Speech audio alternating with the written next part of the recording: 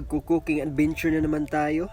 Nasa beach tayo ngayon. Grabe, napakaputi ng buhangin dito. Baka isipin nyo na nasa Boracay tayo. Dilo ay, nata sa Panglao Island karon. Magsi-set up lang tayo ng mga gamit natin para makapagluto na tayo. Maglagay lang tayo ng tubig, pamintang buo, laurel, asin, at kunting toyo. Haluin lang natin.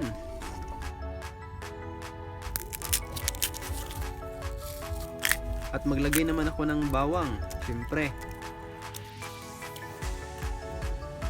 Kumukulo na. Lumalabas na ang kanyang aroma. Ilipat lang natin ng ibang lalagyan.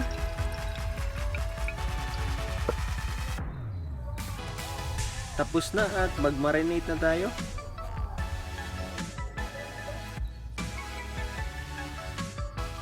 I-marinate natin ang ating pork chop na mga hanggang 30 minutes.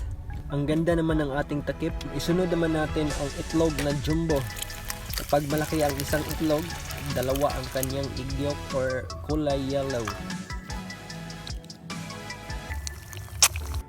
Luto na ang aking itlog. Nature na nature ang plato natin. Makalipas lang ang 30 minutes, ito na ang ating pork chop. Hiwaan lang natin ang kanyang taba para di lumubo kung iperito natin. Gawa lang ako ng pangpalasa, pamintang durog, asukal, at kaunting mantika. Hahaluin ko lang. At ilalagay na natin ang pork chop. Lulutuin na natin. Wow, ang bango naman.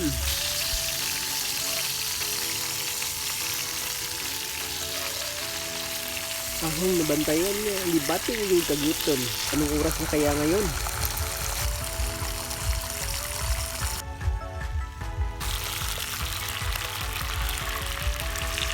Nasusunog na ang ating niluto.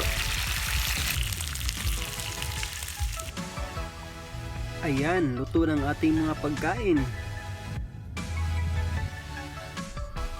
Tikman na natin ang ating niluto. Grabe, ang sarap. Mas lalong sumasarap ang pagkain pag nasa beach ka.